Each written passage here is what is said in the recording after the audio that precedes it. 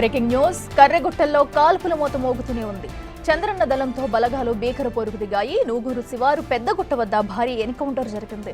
సుమారు 4 గంటల పాటు ఎదురుకాల్పులు జరిగాయి. కాగా ఎన్కౌంటర్లో మావోయిస్టులు తూటాలకు పోలీసులు బలయ్యారు. 3 గ్రేహౌండ్స్ జవాన్లు మృతి చెందగా మరో 2 పరిస్థితి విషమంగా ఉంది. మృతులు 25 ఏళ్ల ఆర్ఎస్ఐ శ్రీధర్, సందీప్, పవన్ కళ్యాణ్ గా గుర్తించారు.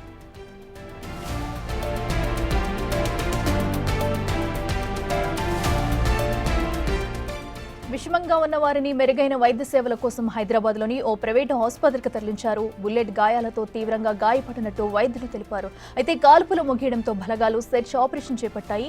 మరోవైపు కేంద్ర కమిటీ సభ్యుడు చంద్రనతో సహా మావోయిస్టులు సైతం భారీగా మృతి చెందారు. పేరూరు, లంకపల్లి అడవుల్లో యుద్ధ వాతావరణం కొనసాగుతుంది.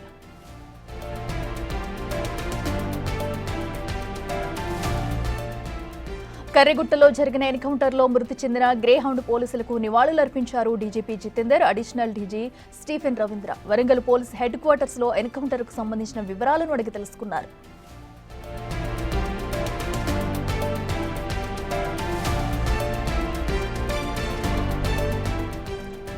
ఇదే అంశానికి సంబంధించి మరింత సమాచారం మా ప్రతినిధి వేణు ఫోన్ లైన్లు అందిస్తారు. వేణు, చెప్పండి, మరి కర్రెగుట్టల్లో అయితే కాల్పుల మోత ఇంకా మోగుతూనే ఉంది. మరి ఈ రోజు జరిగిన ఎన్కౌంటర్లో ఇటు పోలీసులు కూడా బుల్లెట్లకు గురైనట్టుగా కూడా సమాచారం ఉంది. మొత్తం ఎంతమంది దీనిలో గాయపడ్డారు? పూర్తి డీటెయిల్స్ ఏంటి?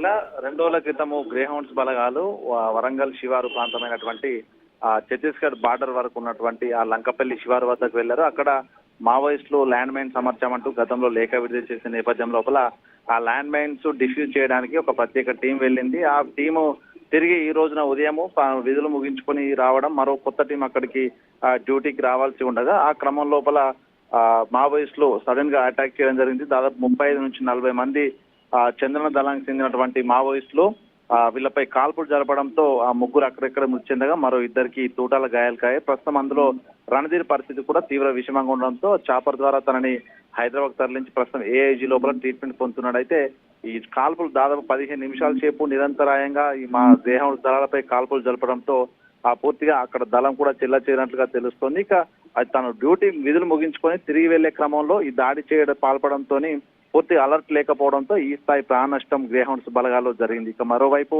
ఆ పక్కనటువంటి ఆ బలగాలు కూడా పూర్తిగా ఆ చంద్రన దళంపై కాల్పులు జరపడంతో చంద్రనతో పాటు 8 మంది మావోయిస్టులు మృతి చెందినట్లు కూడా మధ్యాహ్నం వరకు సెర్చ్ ఆపరేషన్ తెలుస్తుంది. కానీ మిగతా దాదాపు 40 మందికి పైగా మావోయిస్టులు దాడి జరిపారని చెప్తున్న నేపథ్యం లోపల ఛత్తీస్గఢ్ సైడ్ లంకపల్లి వైపు వాళ్ళు పారిపోయి ఉంటారంటూ కూడా బలగాలు భావిస్తున్నాయి. ఆ వైపు నుంచి సిఆర్పిఎఫ్, కోబ్రా, ఎస్టీఎఫ్ బలగాలు కూడా ఫైరింగ్ చేస్తూ గుట్టల వైపు వస్తున్నాయి. కాబట్టి ఆ దళమంతా కూడా తూటాలకు, పోలీసుల తూటాలకు బలైపోయి ఉండొచ్చని భావిస్తున్నారు. ఇక ప్రధానంగా ఇక్కడ సెర్చ్ ఆపరేషనే కష్టసాధ్యంగా, ఎందుకంటే ఎక్కడ మైన్స్ ఉంటాయో తెలియని పరిస్థితి కాబట్టి సెర్చ్ ఆపరేషన్ అయితే కొంత ఆలస్యంగా కొనసాగుతుంది. మరోవైపు మధ్యాహ్నం నుంచి పూర్తిగా కర్రెగుట్ట లోపల వాతావరణం చేంజ్ అయింది. పూర్తిగా వర్షము, ఉరుము మెరుపులతో కూడినటువంటి వర్షము, పిడుగులు పడుతుండటంతో సాయుధ బలగాలు పూర్తిగా కొండ ప్రాంతంలో భూమిని నిర్వహించడం, మరోవైపు సెర్చ్ ఆపరేషన్ చేయడం కూడా తీవ్ర ప్రతికూల వాతావరణ పరిస్థితులు కనిపిస్తున్నాయి. సో మొత్తానికైతే 2 రోజుల నుంచి విడతెరపని ఫైరింగ్ జరుగుతుంది. ఆలుబాక శివార్లో ఫైరింగ్ జరగడము, నేడు ఈ రోజున 4 గంటల ప్రాంతం లోపల చంద్రన దళంతో గ్రేహౌండ్స్ బలగాలు, సిఆర్పిఎఫ్ బలగాలు